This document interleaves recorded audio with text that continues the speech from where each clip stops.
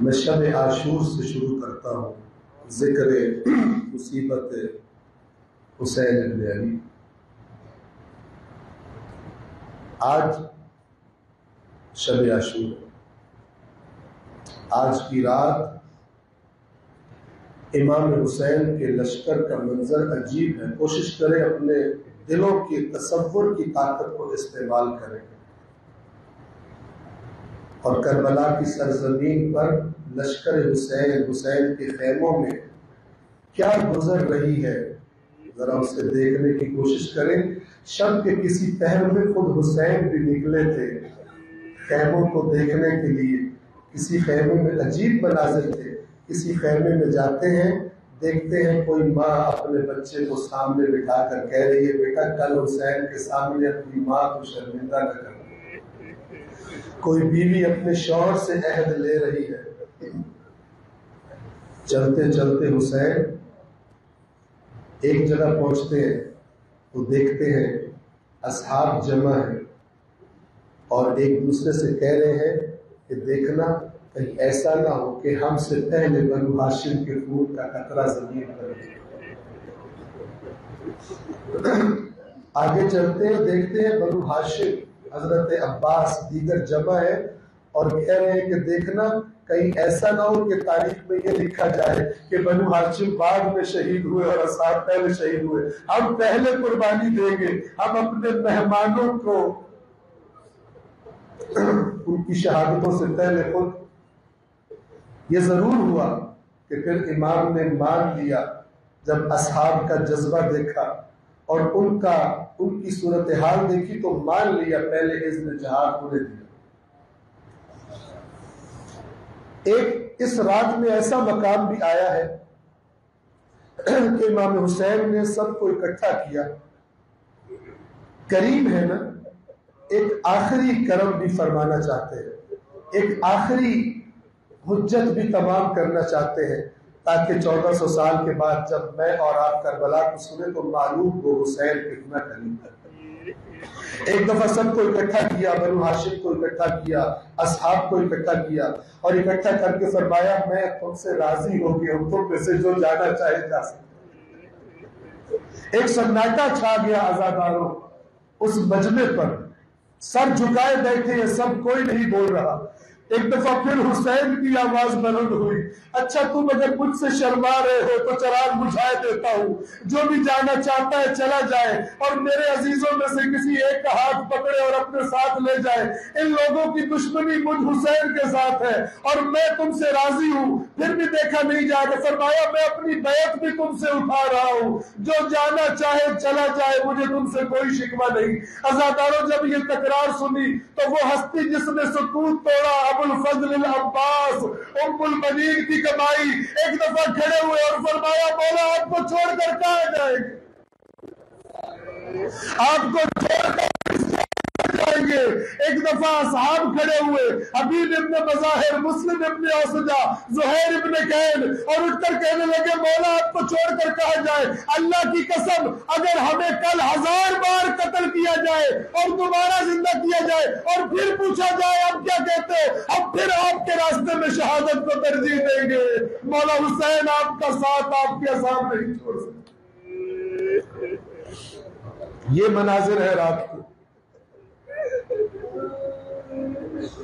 ایک دفعہ پھر نکلے حسین، رات دیر ہو چکی ہے، تنہا نکلے ہیں۔ ایک دفعہ پیچھے سے آواز آتی ہے کسی کی، مولا اس صورتحال میں آپ تنہا نہ چاہیے۔ کون؟ کہتا ہے نافع ابن ہلال آپ کا قاتل۔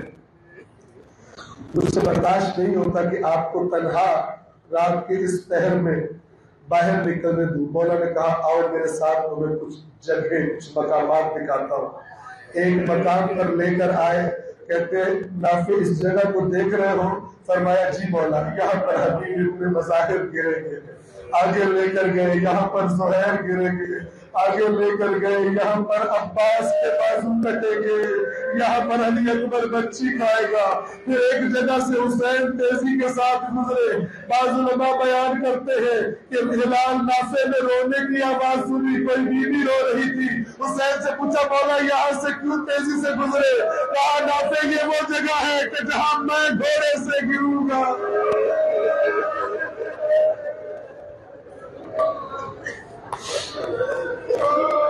اور پھر عاشور کا آفتاب طلوع ہوا. حسین کے مؤذن کوئی اور تھے, لیکن خدا جانے کیا سوچا حسین نے. جب اذان فجر کا وقت قریب آیا تو فرمانے لگے این این ابنی علی اکبر, میرا بیٹا علی اکبر کہاں ہے؟ علی اکبر آئے. جی بابا. فرمایا علی اکبر ذرا آج تم اذان دے دو, آج تم اذان دے دو. علی اکبر نے فرمایا بابا مؤذن تو موجود ہے لیکن اذان میں دے دیتا ہوں, آپ کا حکم ہے. عزادارو شاید حسین کے دل میں کیوں آیا کہ علی اکبر آج اذان دے؟ اس لیے کہ آپ سب جانتے ہیں نا, تاریخ نے بتایا ہے علی اکبر کا لہجہ رسول اللہ کی طرح تھا. چاہتے تھے آج اپنے جد کی آواز میں اذان سن لے. عزادارو ایک دفعہ سب تو یہ سمجھ رہے تھے وہی مؤذن اذان دے گا, لیکن ایک دفعہ خیموں میں علی اکبر کی آواز بلند ہوئی, اللہ اکبر. ادھر سے علی اکبر کی آواز بلند ہوئی, ادھر سے خیموں سے بیویوں کے گریے کی آواز بلند ہوئی کہ آج کوئی خاص وجہ ہے جو اذان علی اکبر دے رہا.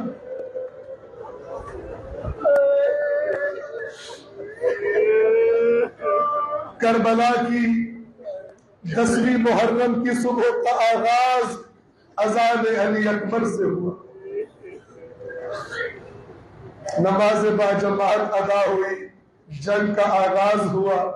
عزاداروں ایک ایک کر کے وہ تمام واقعات جو آپ ان ایام میں سنتے رہتے ہیں وہ سارے مسائل ٹوٹنے شروع ہوئے.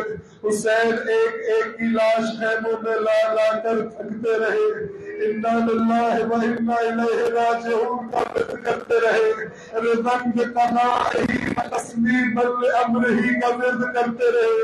اور پھر ایک وقت وہ بھی آیا کہ وہ جو آخری شہید تھا اسے کنارے فرات ہی چھوڑ آئے, کیونکہ اس نے کہا تھا میں آپ کی سکینہ سے جو وعدہ کر کے آیا تھا اسے پورا نہیں کر سکا, میں سکینہ کا سامنا نہیں کر سکتا. آخری شہید کو حسین نے وہی چھوڑا تھا, بس علم لے کر خیموں میں واپس آئے تھے. عزاداروں داستان کربلا 10ویں کی داستان اب اختتام کے قریب پہنچ رہی ہے. ایک دفعہ حسین نے دیکھا تنہا رہ گئے ہیں. جہاد کی تیاری شروع کی. بی بی زینب کے پاس آئے, بہن زینب کوئی کہنا لباس مجھے لا دیجیے. ایک لباس لایا گیا, حسین نے فرمایا نہیں, کوئی اس سے بھی زیادہ کہنا پرانا لباس لائیے. ایک دوسرا لباس لایا گیا, حسین نے اسے پسند فرما لیا لیکن خنجر سے اس کے اندر بھی چھید کر دیے. بی بی زینب نے سوال کیا بھیا ایسا کیوں فرما رہے ہیں؟ حسین کہتے ہیں میں نہیں چاہتا میری شہادت کے بعد میری بے حرمتی ہے, یہ لوگ میرے بدن سے لباس اتار لیں. میں چاہتا ہوں میرے بدن پر ایسا لباس ہو جس کو لوٹنے کی طمع ان کے دل میں نہ آئے. السلام علیکم یا ابا. حسین جانتے تھے کیسے پست لوگوں سے پالا پڑا ہے. جنگ کے لیے تیاری کی, خیمے سے باہر آئے. ایک دفعہ خیمے سے باہر حسین نے دیکھا, شاید احساس کیا ہوگا, اب سے پہلے جب بھی خیمے سے باہر آتا تھا استقبال کے لیے بنو ہاشم کھڑے ہوتے تھے, اصحاب کھڑے ہوتے تھے. حسین کی تنہائی کتنی عجب تنہائی ہے. ایک دفعہ باہر آئے, یہاں پر مقاتل نے لکھا جب کسی کو نہ پایا نظر یمیناً و شمالا. ایک دفعہ دائیں دیکھا کوئی آئے, بائیں دیکھا کوئی آئے, درد سے پکارا حبیب ابن مظاہر کہا ہو, زہیر ابن قین کہا ہو, مسلم ابن اوسجہ کہا ہو, او میرے پیاروں میرے بہادروں یہ کیسا موقع ہے, میں بلاتا ہوں تمہارا جواب نہیں سنتا. تنہا کھڑے ہیں حسین, گویا حسرت سے ایک جملہ نکلا کہ آج کون میرا گھوڑا لا کر مجھے سوار کرے گا. آج میں تو سب کو سوار کرتا تھا لیکن آج حسین کو سوار کرنے والا کوئی نہیں. عزاداروں اور تو کوئی آواز نہ آئی، لیکن حسین کی سفر کی ساتھی زینب خاموش نہ رہ سکی۔ ایک دفعہ آواز بلند کر کے کہتی ہے بھیا حسین میں آپ کو سوار کراؤں گی، میں آپ کو جہاد کے لیے تیار کروں گی۔ مقاتل میں یہ روایت بھی ملتی ہے کہ حسین الوداع کرنے کے لیے مختلف خیموں میں گئے، اب مرد تو بچا کوئی نہیں تھا۔ دو الوداع ہے حسین کے، ایک الوداع ہے سید سجاد کے ساتھ، ایک الوداع ہے خیموں میں یتیم بچوں کے ساتھ۔ خیمے سب سے پہلے جب امام سجاد کے خیمے میں آئے، بی بی زینب تیمارداری میں مصروف تھی، امام سجاد کی حالت یہ تھی کبھی ہوش آتا تھا کبھی غش کھا جاتے تھے۔ اللہ نے امام کی حفاظت فرمانی تھی، مصلحت تھی، ورنہ سید سجاد کا جذبہ ابھی ذرا اس جملے میں سننا۔ سید سجاد ہوش میں ہے، حسین آتے ہیں گھبرا کے اٹھتے کہتے بابا آپ جب بھی آتے تھے ساتھ عباس ہوتے تھے، ساتھ علی اکبر ہوتے تھے یا قاسم ہوتے تھے، اتنے خطرے کے وقت میں آپ تنہا کیوں ہیں؟ حضرت ابو الفضل العباس کہا ہے؟ حسین نے سر جھکا کے جواب دیا بیٹا سجاد عباس کا پوچھتے ہو قد قتلا، عباس شہید ہو گئے۔ اب گھبرا کے اٹھے، فرمایا علی اکبر کہاں ہے؟ فرمایا قد قتل۔ قاسم کہاں ہے؟ قد قتل۔ اصحاب کے نام لینے لگے۔ حسین نے بیمار بیٹے کی تھکاوٹ کا لحاظ کیا ہوگا، کہنے لگے سجاد خاموش ہو جا، میں تجھے پورا جواب دیے دیتا ہوں، ذرا سن لے۔ کربلا کی سرزمین پہ مردوں میں اب یا تو بچا ہے یا میں بچا ہوں۔ عزاداروں یہ جملہ سننا تھا، سجاد کو اپنی بیماری بھول گئی، ایک دفعہ تڑپتے اٹھے خود کو زمین پر گھسیٹتے ہوئے اٹھی اماں میری تلوار لائیے۔ حسین نے صبر کی تلقین کی، حسین نے صبر کی تلقین کی۔ ایک اور خیمے میں آئے حسین، جس خیمے میں یتیم بچے تھے، جس خیمے میں یتیم بچے تھے، تازہ تازہ داغے یتیمی بچوں کے سینوں پر ہے۔ حسین اپنے جد کی سیرت پر چلتے ہوئے کر رہے ہیں، دست شفقت پھیر رہے ہیں۔ حسین بچوں کو دست شفقت پھیر رہے تھے، دور سے حسین کی سکینہ دیکھ رہی تھی، قریب نہیں آ رہی تھی، کیونکہ نانا کی تعلیم جانتی ہے نا کہ نانا نے فرمایا ہے کوئی باپ اپنے بچے کو کسی یتیم کے سامنے پیار نہ کرے، چونکہ یتیم کو کہیں اپنا بابا یاد نہ آ جائے۔ صبر سے دیکھتی رہی۔ جب حسین الوداع کر کے خیمے سے نکلے، اپنے گھوڑے پر سوار ہوئے، گھوڑے پر چلانا نہیں کرتا، ایک دفعہ نظریں نیچی کی تو دیکھا سکینہ گھوڑے کی ٹانگوں سے لپٹ کر کھڑی ہے۔ فرمایا بیٹی سکینہ اپنے بابا کو جانے دے۔ سکینہ فرماتی ہے چلے جانا، اپنی بچی کی ایک آخری آرزو پوری کر دیجئے۔ کہہ بیٹی سکینہ کیا آرزو ہے؟ نہیں بابا اس طرح نہیں، ایک دفعہ گھوڑے سے نیچے اتر آئیے۔ حسین گھوڑے سے نیچے اترے۔ سکینہ کیا بات ہے؟ بابا میرے سامنے بیٹھ جائیے۔ حسین زمین پر بیٹھ گئے۔ اب سکینہ کہتی ہے بابا میرے سر پہ اس طرح ہاتھ پھیریے جس طرح لوگ یتیموں کے سر پر ہاتھ پھیرتے ہیں۔ حسین نے بڑک کر کہا بیٹی تو یتیم تو نہیں، تیرا بابا تو ابھی زندہ ہے۔ حسین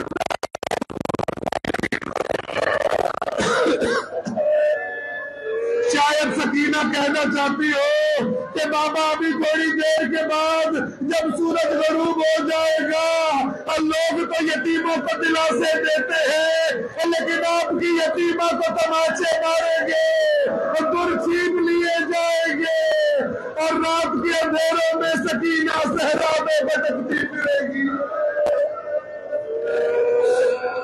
اجرکم علی اللہ۔ یہ الوداع بھی تمام ہوا۔ اب حسین گھوڑے پر سوار ہو جہاد کی طرف چلا، علی کا بیٹا، علی و زہرا کا بیٹا۔ عزاداروں مقاتل لکھتے ہیں اس طرح حملہ کیا لشکر اشقیاء پر کہ جس طرف تلوار چلتی تھی نیزار کی طرح سر کٹ کٹ کے گرتے تھے، اور حسین پکار کر کہتے تھے بھاگتے کہاں ہو؟ میرے علی اکبر کو تمہیں نے مارا، میرے عباس کے بازو کاٹے تھے، اب کہاں جاتے ہو؟ میرے قاسم کو پامال کیا، ذرا سامنے تو آؤ، حسین نے کتنوں کو فنار کر دیا۔ ابن سعد لعین دور سے دیکھ رہا ہے، ایک دفعہ پکار کر کہتا ہے ارے اس طرح علی کے بیٹے سے جنگ کرو گے، یہ تو کسی کو بھی نہیں چھوڑے گا، سارے مل کر اس پر حملہ کرو۔ عزاداروں سب نے مل کر حملہ کیا، جس کے ہاتھ میں جو کچھ تھا اس نے حسین پر استعمال کر دیا، جس کے پاس تلوار تھی اس نے تلوار چلائی، جس کے پاس تیر تھا تیر چلایا، جس کے پاس نیزہ تھا نیزہ چلایا۔ وقت صدائے یا ایتھا النفس المطمئنہ قریب آ رہا ہے، حسین کے بدن سے خون بہت زیادہ بہہ چکا۔ آپ جانتے ہیں نا، جب انسان کے بدن سے، زخمی کے بدن سے خون زیادہ بہ جائے تو سب سے پہلے اسے پیاس کی شدت محسوس ہوتی ہے۔ پہلے سے پیاسا حسین، خون بہ جانے کے بعد خدا جانے کیفیت پیاس کیا ہوگی۔ ایک دفعہ شاید گھوڑے کو آہستہ آہستہ علقمہ کی طرف لے جانا شروع کیا، گھوڑا جب قریب پہنچا ایک لعین نے مکر کیا، کہا کہ حسین آپ علقمہ کے قریب جا رہے ہو، آپ کے خیموں پر حملہ ہو گیا ہے۔ عزاداروں خیموں کا نام آنا تھا، میرا غیور مولا گھوڑے کو دوڑاتا ہوا خیموں کی طرف گیا۔ آپ جانتے ہیں نا، آخری الوداع میں بیویوں سے یہ کہا تھا کہ اے بیویوں، میری تکبیر کی آواز جب تک سنتی رہنا، خیموں سے باہر نہ آنا، حسین سب کچھ برداشت کر سکتا ہے، ان لعینوں کے سامنے آنا تمہارا حسین نہیں دیکھ سکتا۔ دوران جنگ حسین بار بار گھوڑا دوڑاتے ہوئے خیموں کی طرف آتے تھے اور بلند آواز سے، خدا جانے خشک ہونٹوں سے کیسے پڑھتے تھے، تکبیر بلند کرتے، فرماتے لا حول ولا قوت الا باللہ۔ بی بی زینب کے دل کو تسلی ہو جاتی کہ ابھی میری ماں کی کمائی زندہ ہے۔ نماز عصر کا وقت قریب آیا، حسین آخری سجدے کی تیاری میں مصروف ہوئے۔ کہنے والے نے کہا، کتنا خوبصورت کہا کہ گویا آواز آ رہی تھی حسین بس کر دیجئے، تیروں پہ تیر کھا چکے بس اے حسین بس، زخموں پہ زخم آ چکے بس اے حسین بس، ہم تم کو آزما چکے بس اے حسین بس، بس کر دیجئے حسین۔ عزاداروں مقاتل نے لکھا، ایک لعین نے حسین کی پیشانی کا نشانہ لیا اور ایک ایسا پتھر مارا جو حسین کی پیشانی کو زخمی کر گیا، خون بہ کر حسین کی آنکھوں تک آیا۔ جب علی اکبر شہید ہوئے تھے تو کیفیت ایسی ہو گئی تھی جب جیسے کچھ دکھائی نہ دیتا ہو، اب جو خون آنکھوں میں آیا گویا چیزوں کو دیکھنے میں مشکل پیش آنے لگی۔ عزاداروں یہاں حسین نے اپنی قمیص بلند کی تاکہ خون صاف کر سکے۔ حسین کا مبارک سینہ جو بوسہ گاہ پیغمبر تھی وہ دکھائی دینے لگا۔ ارے اشقیا، یہ وہی سینہ ہے جس کے رسول اللہ بوسے لیتے نہ تھکتے تھے۔ اب جو سینہ نظر آیا، ایک لعین نے تیر کا نشانہ لیا اور تیر چلایا، سینہ حسین میں تیر ایسے پیوست ہوا کہ خون کا فوارہ نکلا۔ حسین نے خون کو ہاتھوں میں لیا، محاسن پر لگایا اور پکار کر کہا، اسی حالت میں نانا سے ملاقات کروں گا، ان کی امت کی شکایت ان سے کروں گا۔ اجرکم علی اللہ، پروردگار عالم ان حسنوں کو قبول فرمائے۔ اب بس آخری مقام ہے، ایک دو منٹ ایک دو جملے اور سن لیجئے۔ عزادارو، اب وہ مرحلہ آیا جس کے بارے میں حالت کیا ہے، حسین کے بدن پر تیر ہی تیر لگے ہیں، اب خون اتنا بہ چکا، کمزوری اتنی ہو گئی بدن میں کہ حسین اس جگہ پر نہیں ٹھہر سکتے۔ وہ وفادار حیوان، کبھی حسین ادھر ڈولتے ہیں تو وہ ادھر سے ہو کر گرنے سے بچاتا ہے، ادھر ڈولنے لگتے ہیں تو ادھر ہو جاتا ہے، لیکن یہ سلسلہ دیر تک نہ رہ سکا۔